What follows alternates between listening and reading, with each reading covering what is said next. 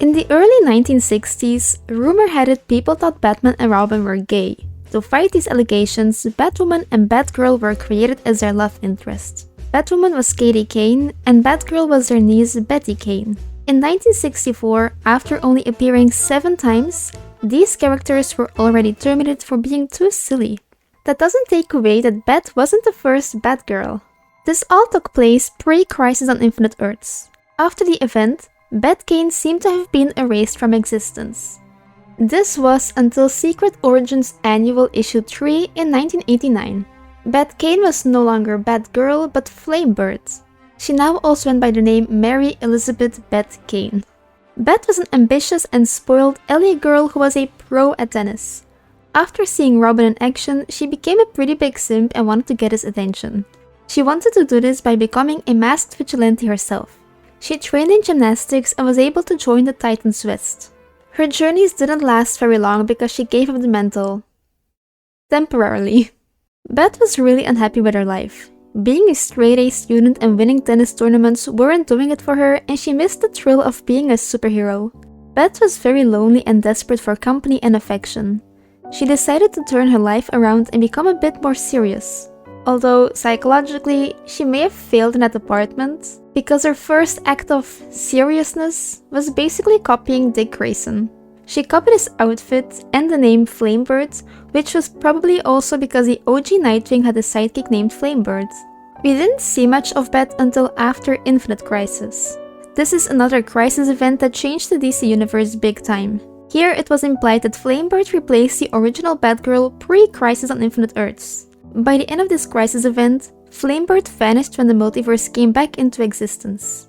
Comics wouldn't be comics without bringing people back from the dead, which happened a few issues later. It was revealed that Bette made it to New Earth and lived to see the day. The one thing that really seems to characterize Bette is the fact that she was made as a love interest for Dick Grayson and was made to mimic him in regards to his suit and gymnastic abilities. She basically copied him in order to get his attention.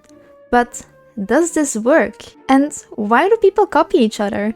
Research suggests that copying others is a way to establish relationships. It could induce the other to like and trust the copycat. It's a way to fit in. Bette could have used this copying as a way to become part of the then not yet existing Bat family.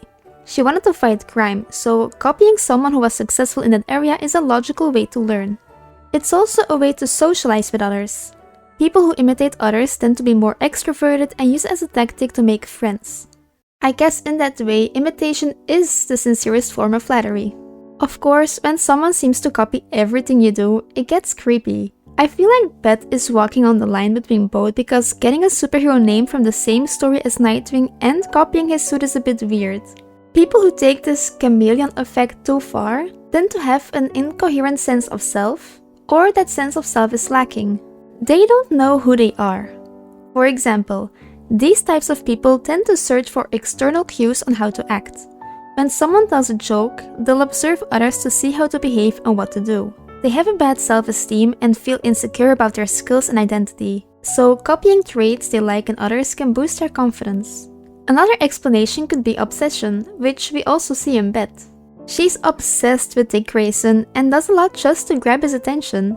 Besides Batwoman, she doesn't seem to have a lot of connections, so her relationship with Dick could mean twice as much. She values him and wants him to value her too. Nightwing didn't really know how to deal with his obsession and basically avoided her, although they did team up once in a while. This is a pretty normal reaction. In our Western countries, we value uniqueness and individuality. They can feel as if their distinctiveness is being compromised, especially in Nightwing because he fought so hard to become his own person. If you want to learn more about Nightwing, be sure to check out this video, and with that said, thank you so much for watching and have a very nice day. Bye!